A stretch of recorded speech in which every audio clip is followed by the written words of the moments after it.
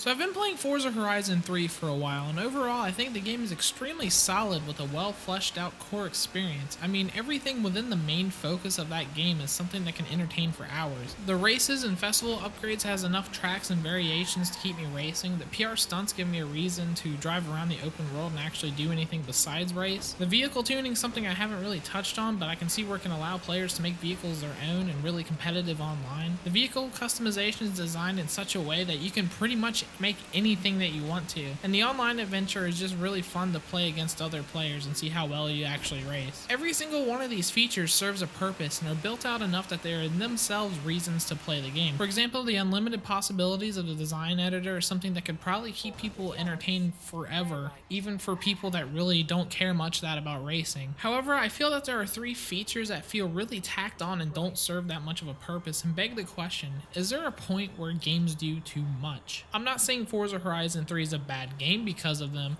but they just don't really seem to serve that much of a purpose. And these three features are drive-atars, street races, and barn finds. So on a core level, I get why drive-atars exist. It lets online profiles fill the streets up with cars and cool designs. It's better than the Need for Speed model that's always online and has actual players messing with your races. And it's better than the first game where the driver names were just random and didn't really feel real. Adding actual players into the game makes the game feel more social and allows you to compare yourself with other drivers by looking at their profiles. However, there's no reason for them to exist outside of being aesthetic icons. Racing them doesn't yield that much of an actual benefit and is more of a cool thing than a feature. They tried making them worthwhile by putting bounties on them and having them work into the street racing storyline, which we'll talk about later, but there's not much of a draw to actually challenge them. Plus, the lineup system doesn't really make them worthwhile either. They're just a credits bonus and don't actually do anything within the races themselves to make them worthwhile. It'd be nice to have more of a team play element in the game, like Grid Autosport, where teammates could actually be directed to do things, but I don't feel like full team gameplay would have meshed well with Forza Horizon's player-focused storyline. But it would have been nice to at least see them have a little bit more of a purpose within races. Overall, there's just not that much of a reason to pursue drive-atars to add to your lineup or even really race them at all. Next up is street racing. To say that street racing doesn't have an outright benefit would be wrong. It gives a slight incentive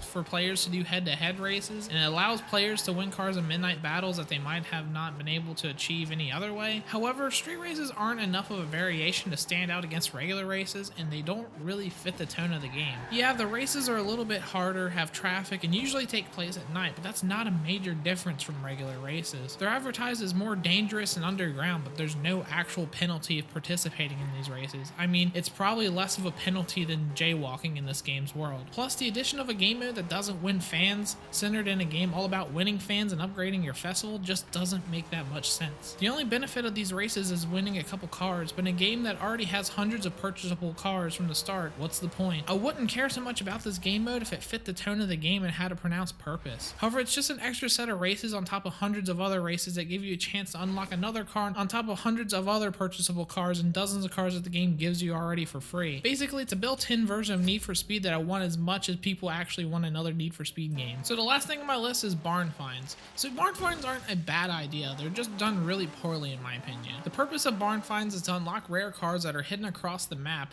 that are impossible to find elsewhere.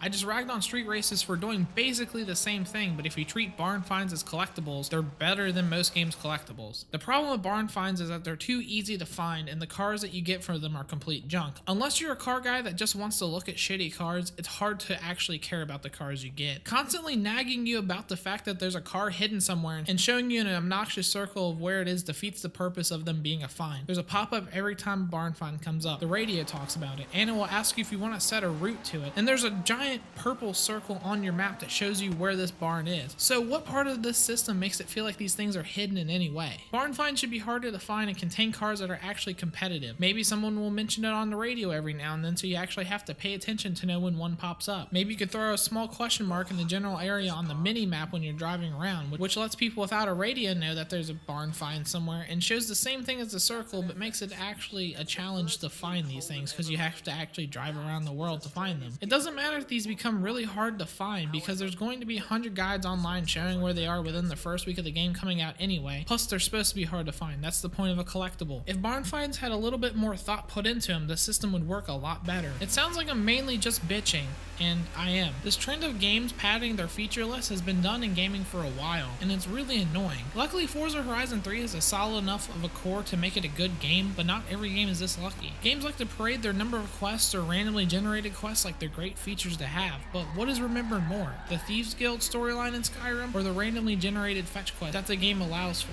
Games like to show off how many different weapons they have or how many attachments and skins are available for them and play it off like a feat of engineering. The problem is that game developers prefer to artificially boost the number of hours technically required to 100% a game rather than create an experience that's enriching and has a strong replayability. People wouldn't care if a game didn't break a record for most things to do in a single game if the scaled back number of features were well fleshed out and interesting. The key takeaway of all this is that quality is better than quantity, and sometimes nixing features to spend time on others is a good idea.